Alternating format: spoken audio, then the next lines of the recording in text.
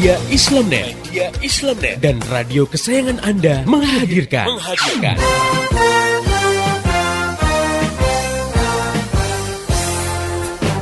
Voice of Islam.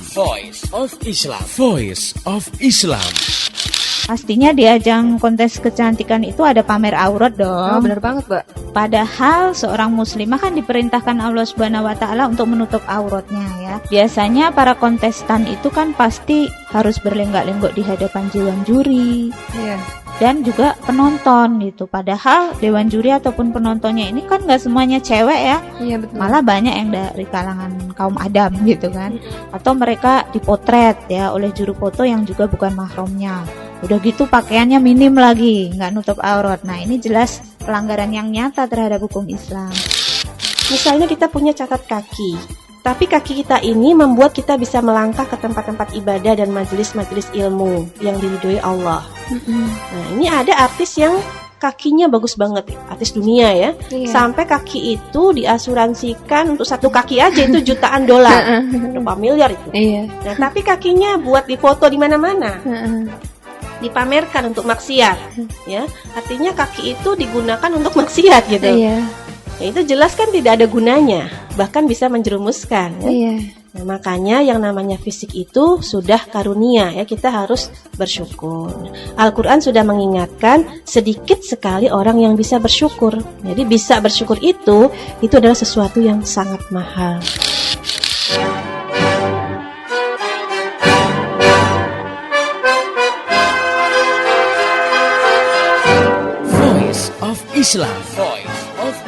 Voice of Islam.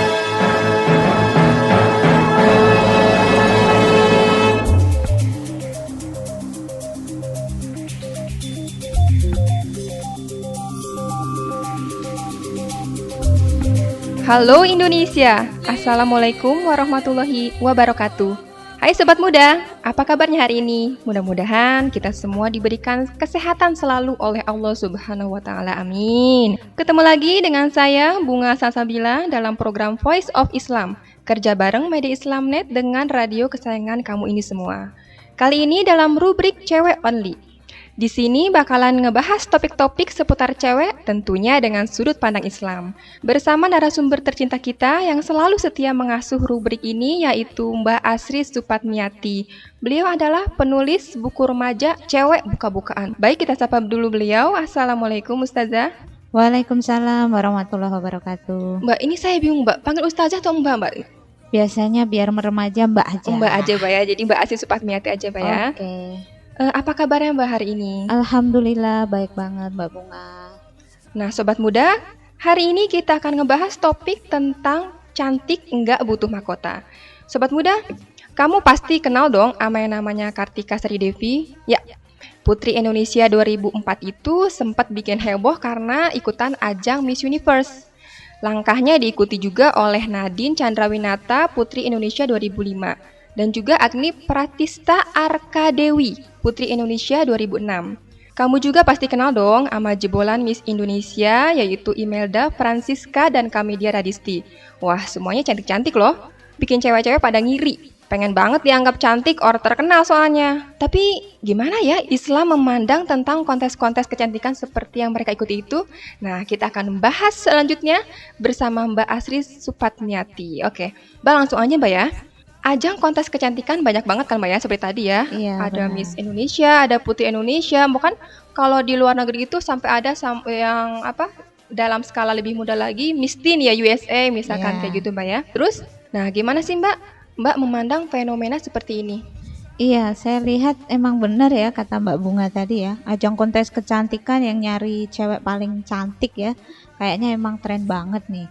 Ada yang skalanya di daerah ya. Misalnya tingkat provinsi. Jadi nyari cewek yang paling cantik satu provinsi nih gitu betul, kan. betul. Misalnya kalau di Jawa Barat ada Mojang Jajaka gitu kan. Atau di Jakarta ada Abang Danone misalnya. Di Jawa Timur ada Cak Daning. Dan kayaknya hampir semua daerah punya deh ya kontes-kontes kecantikan kayak gitu.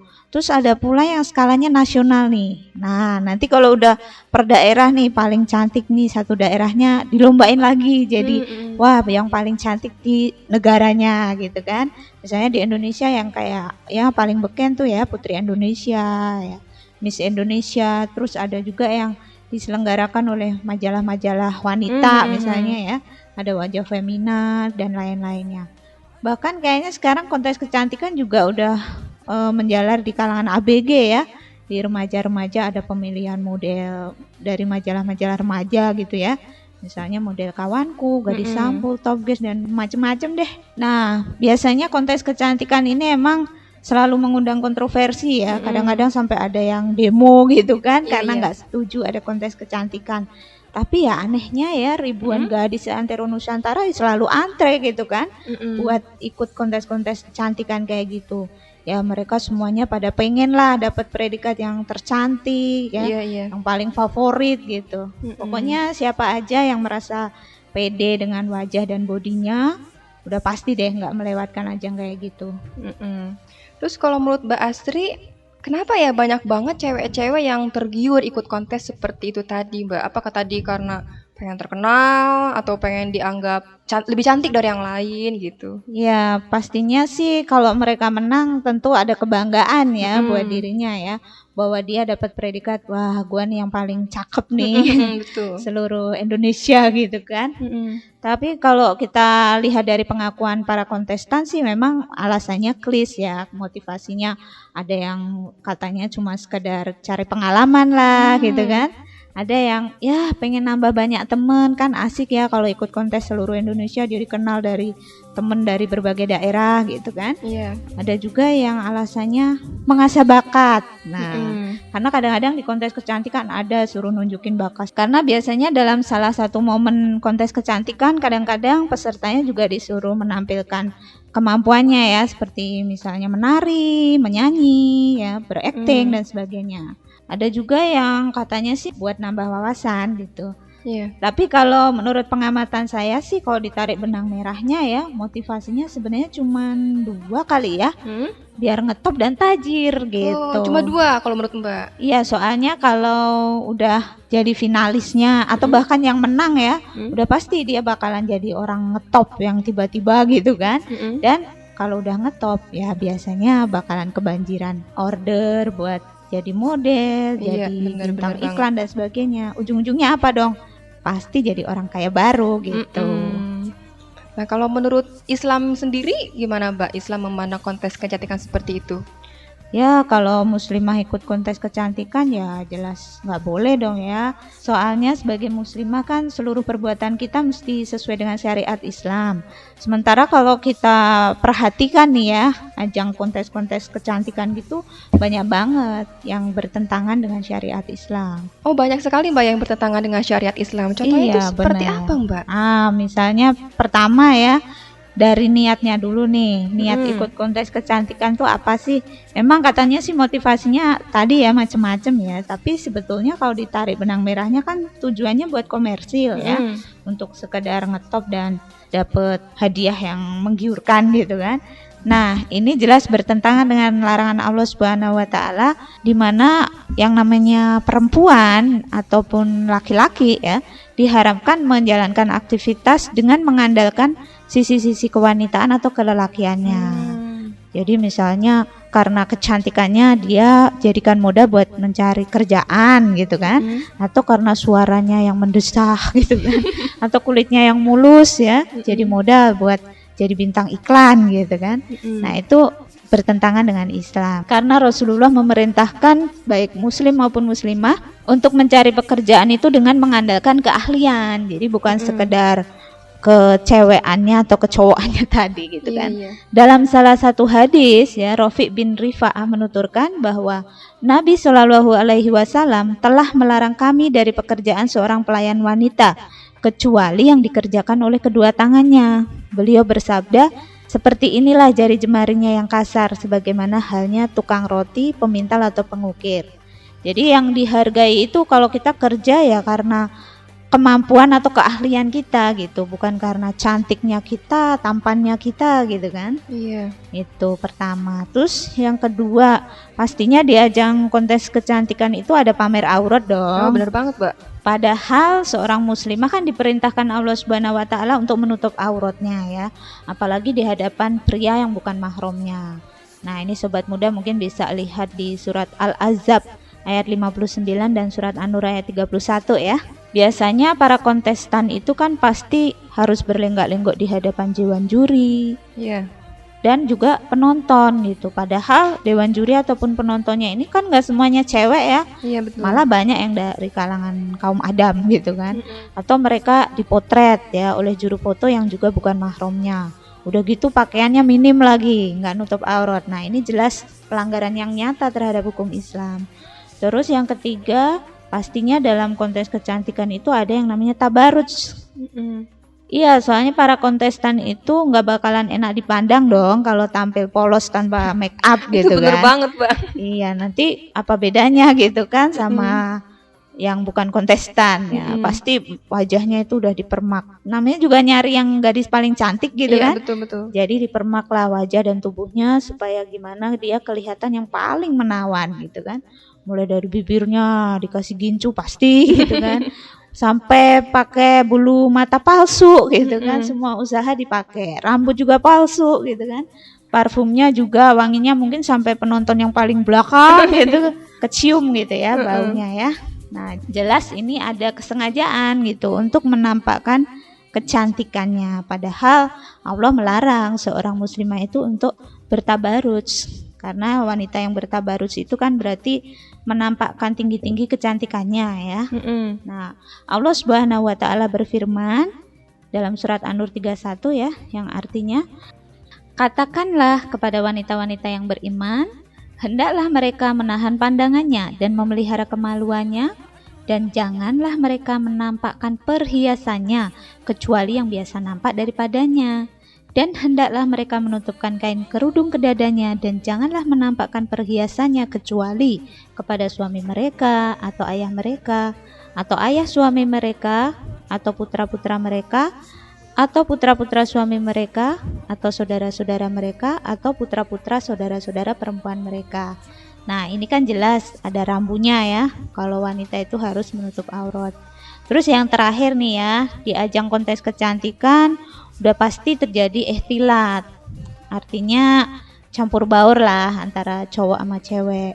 Misalnya nih para kontestan sama para periasnya gitu kan, atau penata busananya yang kebanyakan juga cowok, juga penontonnya pasti nggak dipisahkan kan antara cowok sama cewek. Jadi bagi muslimah nggak perlu tergoda deh ikut kontes kecantikan. Tapi tadi kalau diperhatikan Mbak, banyak banget dia yang bertentangan dengan tadi ya syariat Islam ya Mbak ya. Akan tetapi Mbak, banyak sekali muslimah nih yang seharusnya terikat dengan syariat Islam nih Mbak ya. Itu ada yang ikutan kontes Putri Indonesia Mbak, kan pernah ya terjadi ya. Dia kan bisa kita bilang menutup aurat, itu boleh nggak Mbak mengikuti? Karena sudah menutup aurat tadi. Udah pakai ini ya kerudung Iya, misalnya betul. ya. Iya benar banget. Emang dulu ada ya peserta kontes kecantikan yang pakai kerudung. Ya dari sisi nutup auratnya sih oke ya. Tapi faktanya peserta itu kan juga terikat dengan aturan yang lain ya. Pastinya dia tetap didandanin dong pakai make up gitu kan supaya cantik. Terus aktivitasnya juga tetap bisa menimbulkan ikhtilat. Kan dia juga pasti tetap harus ikut yang namanya lenggak-lenggoknya di atas panggung gitu kan. Dinilai sama dewan juri yang cowok-cowok gitu kan. Terus penontonnya yang nggak terpisah tadi. Jadi masih bisa menimbulkan ikhtilat. Jadi jangan merasa udah aman hanya dengan menutup aurat terus bisa ikut kontes kecantikan gitu. Udah merasa islami gitu ya. Itu tetap aja banyak yang dilanggar dari syariat Islam. Oke Sobat Muda, masih banyak yang akan kita bahas bersama narasumber kita Mbak Asri Supatmiati. Tetaplah di Voice of Islam, karena kita akan kembali setelah satu selingan lagu berikut ini. Tetap setia di Voice of Islam. Terkadang ku berpikir, sempurnakah ibadahku?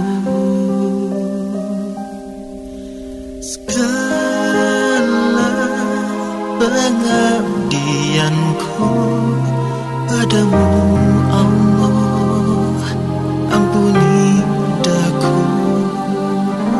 Ku jalankan segala perintahmu, yang tak tulus, lebih berharap pada inginku agar kau selalu kabulkan doaku. Astaghfirullahaladzim, ampuni hamba-Mu ini ya Allah. Sadar akan kelemahan, padamu ku berlindung. Astaghfirullahaladzim.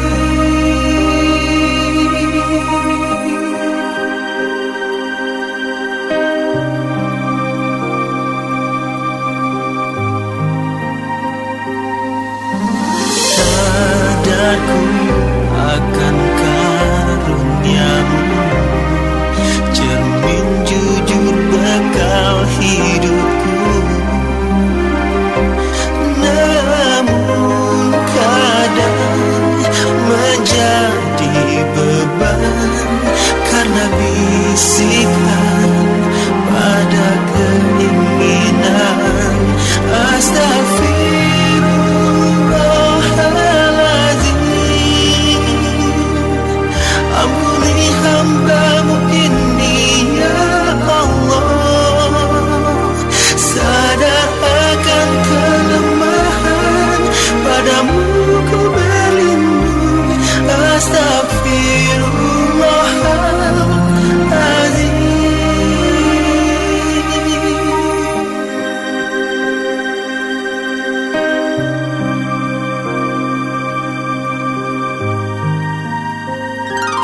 Jikalau doaku tiada terkabul, keluh kesah menjadi cerita.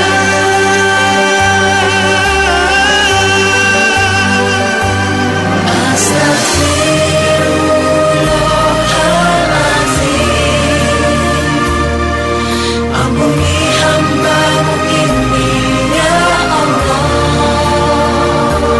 Sadar akan kelemahan, padamu ku berlindung. Astaghfirullahaladzim.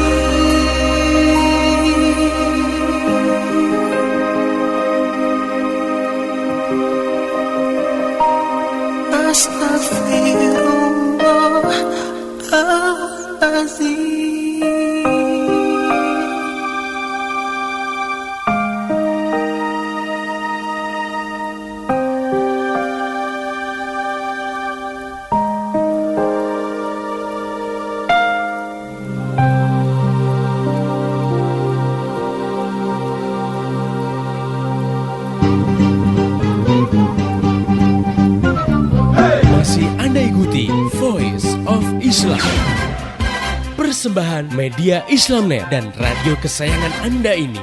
Voice of Islam, Voice of Islam, Voice of Islam.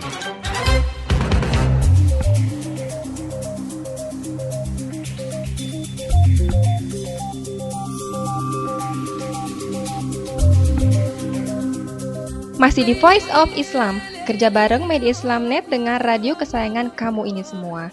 Masih bersama saya Bunga Salsabila dan juga narasumber kita Mbak Asri Supatmiati. Kali ini kita sedang membahas topik tentang cantik nggak perlu mahkota. Baik, kita langsung saja lanjutkan perbincangan kita dengan Mbak Asri Supatmiati. Mbak, katanya penilaian kan kalau kata mereka Mbak ya, yang saya bilang ini klise ya, penilaiannya katanya nggak hanya sekedar fisik. Nah, ada juga penilaian soal perilaku dan kecerdasan. Benar nggak sih Mbak? Oh iya, bener banget Mbak Bunga. Kata panitia kontes kecantikan itu ya, katanya sih mereka nggak mencari yang paling cantik dari sisi fisik aja kok gitu kan. Ada penilaian juga dari segi perilakunya, dari segi kecerdasannya gitu kan. Tapi kalau menurut saya sih kayaknya itu cuman buat melegalisasi kontes kecantikan aja deh. Maksudnya sih biar terkesan elegan dan nggak dianggap mengeksploitasi perempuan gitu. Soalnya kalau kita lihat dari kriterianya nih ya, ukuran fisik pasti adalah segalanya. Coba peserta yang mau daftar kontes kecantikan itu udah pasti disyaratkan tinggi badan minimal harus berapa kalau orang Indonesia 170 cm gitu ya misalnya ini. Terus juga berat badannya harus ideal, seimbang. Ya tingginya sih 170 tapi kalau beratnya 100 kilo nggak bakalan diterima gitu kan. Terus juga ada batasan usia. Pasti dong dicarinya yang usia muda gitu kan. Yang produktif. Yang wajahnya masih menarik, bodinya masih seger gitu kan. Ada misalnya kalau kontesnya tingkat ABG, usianya dari belasan tahun gitu kan. Kalau yang lebih dewasa lagi, belasan sampai sekitar 24, 25 gitu kan. Ada juga persyaratan mungkin harus wanita yang single, yang belum menikah gitu kan. Karena kalau udah nikah mungkin kecantikannya udah luntur kali ya. Jadi dicarinya yang masih single gitu kan. Dan memang begitulah filosofi kontes kecantikan itu memang untuk memilih wanita yang paling cantik, baik wajah maupun bodinya gitu. Jadi kalau menurut saya syarat intelektualitas gitu kan kayaknya hanya jadi tameng aja gitu biar kontes kecantikan itu terlihat elegan dan bergengsi gitu kan. Coba aja bayangin nih Mbak Bunga, kalau ada peserta yang misalnya dia pinter banget, jenius, tapi tinggi badannya pendek, misalnya cuma 145 cm gitu ya. Coba kalau dia daftar, diterima nggak? Kayaknya enggak banget deh. Nah makanya kriteria beauty, brain, and behavior ya, katanya kecantikan, kecerdasan dan perilaku itu kadang-kadang sering diplesetkan jadi beauty, breast, and body. Jadi ya tetap fisik lah segalanya. Beauty, breast, and body gitu Mbak ya. Aduh. Nah Mbak kalau kita bayangkan nih Mbak ya, misalkan nih ya, ada kontes muslimah tercantik dengan syarat peserta pakai kerudung, jurinya juga muslimah semua, penontonnya juga muslimah semua, dan nggak ada tabarujnya Mbak. Nah itu gimana Mbak? Wah, kayaknya nggak bakal ada deh kontes kayak gitu ya.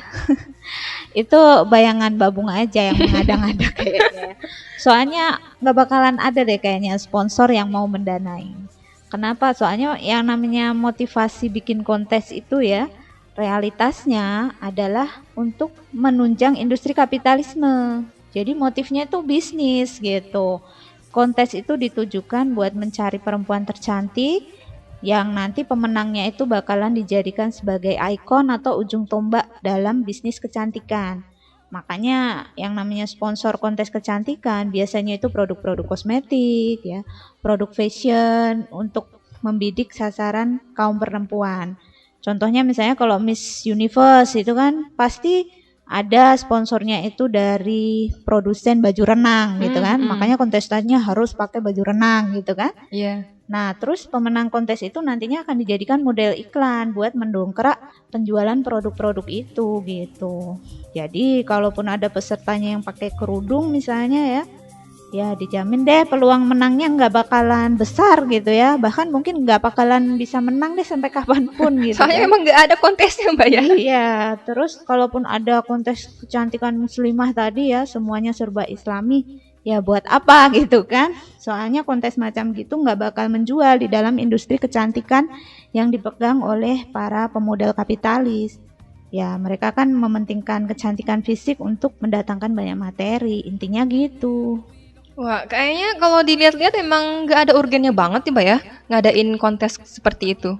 Ya iyalah, makanya kita jangan terjebak ya dalam gaya hidup sekulerisme tuh yang memisahkan agama dari kehidupan, di mana mereka memang mengukur segala kebahagiaan tuh dari materi, termasuk juga dalam konteks kecantikan ini. Menurut mereka wajah cantik itu adalah sumber kebahagiaan. Karena apa? Karena dengan modal cantik, tubuh yang molek dan seksi, mereka bisa mendapatkan materi gitu. Jadi untuk muslimah ini sebaiknya gimana Mbak supaya mereka itu tidak tergoda ikut kontes kecantikan? Yang pertama tentunya bersyukurlah apa yang udah Allah berikan kepada kita ya. Kalau kita dapat nikmat sebagai perempuan yang cantik, ya jadikan buat modal untuk bertakwa kepada Allah Subhanahu wa taala. Jangan malah diobral, dipertontonkan ya, atau jadi modal buat menarik perhatian lawan jenis ya. Atau sekadar mencari kerjaan gitu ya. Nanti kita bisa masuk kategori mengeksploitasi kecantikan diri dong gitu kan. kemudian perlu kita camkan yang namanya cantik tidaknya seorang muslimah atau cewek pada umumnya ya, itu nggak berpengaruh kok terhadap amalan kita gitu kan. Artinya cantik enggaknya kita tidak menunjukkan kepribadian kita. Juga Allah nggak bakalan menghukum kok wanita yang lahir dengan wajah yang biasa-biasa saja misalnya yang menurut pandangan banyak manusia gitu kan. Dan juga sebaliknya Allah nggak bakalan memberi pahala besar bagi wanita yang konon dia tercantik di dunia sekalipun gitu kan. Karena apa? Karena Allah itu akan memberikan imbalan pahala dari amal perbuatannya. Lagi pula manusia yang paling mulia di sisi Allah Subhanahu wa taala itu adalah wanita yang paling bertakwa, bukan yang paling cantik atau yang paling seksi gitu kan. Jadi kalau kamu merasa diri nggak cantik ya nggak usah murung lah atau nggak Sedih usah gitu, Mbak ya. minder, putus asa gitu ya. Itu karena sudah qada dari Allah dan ya kita syukuri saja gitu. Sebab banyak loh cewek-cewek yang dikaruniai wajah cantik tapi malah memanfaatkannya untuk melanggar aturan Allah. Nah itu kan malah salah kan jadinya. Terus terakhir nih Mbak ya, kalau kriteria beauty, behavior, and brain itu sendiri gimana menurut Islam Mbak? Oke, yang namanya beauty, behavior, and brain emang boleh-boleh aja sih jadi perhatian setiap muslimah ya. Siapa juga sih yang nggak pengen tampil percaya diri, tampak cantik gitu ya, dan perilakunya juga baik, apalagi juga ditunjang dengan otak yang cerdas gitu ya. Sebagai muslimah ya boleh-boleh aja kita memupuk diri supaya bagaimana penampilan kita itu tidak ala kadarnya lah gitu ya. Tapi ingat, sebagai muslimah kita kudu menyelaraskan itu dengan nilai-nilai Islam. Misalnya masalah kecantikan nih. Cantik itu kan nggak selalu berkonotasi pada kesempurnaan fisik sebagaimana dipahami masyarakat kebanyakan ya. Misalnya, ya pokoknya yang cantik itu yang wajahnya mulus deh tanpa jerawat, kulitnya putih kayak apa itu? Kayak bengkoang. Nah, kayak bengkoang misalnya ya. Atau bodinya yang langsing kayak gitar Spanyol. Atau yang hidungnya mancung aja gitu kan, kayak orang bule-bule itu. Sebab toh semua orang tuh punya standar yang berbeda dalam menilai kecantikan fisik. Ada yang menilai kecantikan itu dari wajahnya saja, ada yang menilai dari bodinya, tapi ada juga yang menilai dari hatinya gitu kan, atau yang inner beauty katanya gitu kan. Jadi kecantikan itu nisbi banget, nggak ada standar bakunya gitu kan. Nah kemudian terkait dengan behavior atau perilaku, ini juga harus diselaraskan dengan perintah dan larangan Allah. Sebagai muslimah gimana sih kita mesti bertingkah laku yang islami. Misalnya lidahnya harus dijaga waktu bicara, terus pergaulannya juga nggak bebas, seperti halnya cewek gaul yang nggak ada batasan gitu kan. Terus sebagai muslimah juga mesti menjaga kehormatannya. Salah satunya yaitu tadi, nggak menampakkan kecantikannya, nggak menjual murah senyumannya kepada sembarang orang gitu ya. Nanti dikira orang gila lagi ya. Dimana-mana senyum. Walaupun tersenyum juga bagian dari perintah Islam ya. Tapi bukan berarti sama cowok-cowok senyum, semuanya disenyumin gitu kan. Kemudian juga yang penting menjaga aurat. Nah tentu saja perilaku ini sangat tergantung pada pemahamannya terhadap aturan Allah Subhanahu wa taala. Makanya harus ngaji Islam nih ya. Terakhir, brain atau kecerdasan. Nah, orang yang cerdas itu adalah orang yang memanfaatkan akalnya buat mencari kebenaran dan mengkaji hukum-hukum Allah supaya dirinya nggak terjebak dalam kemaksiatan gitu kan. Makanya sebagai muslimah yang cerdas, dia mesti paham gimana solusi problematika umat misalnya. Dia mesti paham gimana kudu bergaul yang baik, berpakaian yang baik, gimana berbakti pada orang tua. Nggak seperti di kontes kecantikan ya. Yang namanya kecerdasan itu kan dinilai dari pendidikannya, misalnya ada S2, ada yang ahli bahasa Inggris, bahasa Arab dan macam-macam gitu ya. Atau ini Mbak, ketepatan menjawab pertanyaan tuh Nah biasanya. iya, atau menjawab pertanyaannya membuat orang tercengang Iya, gitu betul. ya, sehingga dianggap itu sebagai poin tersendiri dalam penilaian. Nah cetek banget ya kalau kecerdasan itu dinilai seperti itu.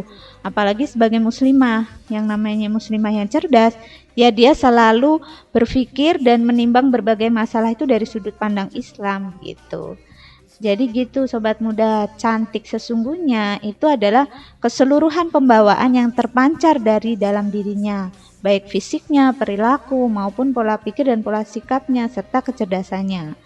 dan semua itu harus distandarisasi dengan nilai-nilai Islam supaya mendapat pengakuan sebagai muslimah sejati. Nah, hanya dengan seperti itulah kamu insya Allah bakalan dinilai cantik di sisi Allah Subhanahu wa Ta'ala.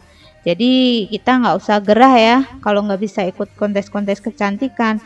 Soalnya yang namanya kecantikan seorang muslimah itu nggak butuh pengakuan lah, hanya dengan sekedar mahkota dari emas atau selempang bertuliskan Putri Indonesia misalnya ya, Kalau kayak atau gitu mah bisa putri bikin sendiri, tercantik. Mbak ya. Nah, itu dia. Yang penting bagaimana predikat kita itu adalah menjadi seorang muslimah yang paling cantik di mata Allah. Itu aja. Nah, sobat muda, jangan sampai deh cantikmu itu dieksploitasi. Jadilah muslimah sejati yang mempercantik diri dengan akhlak dan kepribadian Islam. Itu yang terpenting. Oke, buat sobat muda yang ingin bertanya ataupun memberikan saran, kritik ataupun masukan, kamu semua bisa kirim surat ke radio kesayangan kamu ini atau juga bisa kirim SMS ke 0856 9492 4411 atau juga kamu bisa kirim email ke mediaislamnet@yahoo.com. Dan radio-radio mana aja sih yang nyiarin Voice of Islam di seluruh Indonesia dan juga topik-topik yang akan dibahas? Kamu semua bisa klik di www.gaulislam.com. Akhirnya saya Bunga Salsabila dan seluruh kerabat kerja yang bertugas mengucapkan terima kasih kepada Mbak Asri Supatmiati atas penjelasannya. Sama-sama. Juga terima kasih kepada kamu-kamu yang udah setia ngedengerin acara ini dari awal sampai akhir. Pesan saya, sampaikan apa yang kamu peroleh dari acara ini kepada yang lain agar rahmat Islam bisa segera tersebar luas, termasuk di kota kamu yang tercinta ini. Mari menimbang masalah dengan syariah. Assalamualaikum warahmatullahi wabarakatuh. Demikian tadi Voice of Islam. Semoga hikmah yang terkandung bermanfaat untuk kita semua. Amin, amin, amin. Ya Robbal Alamin. Kembali bisa Anda dengarkan Voice of Islam. Menghadirkan topik-topik seputar kehidupan kita esok hari di waktu dan gelombang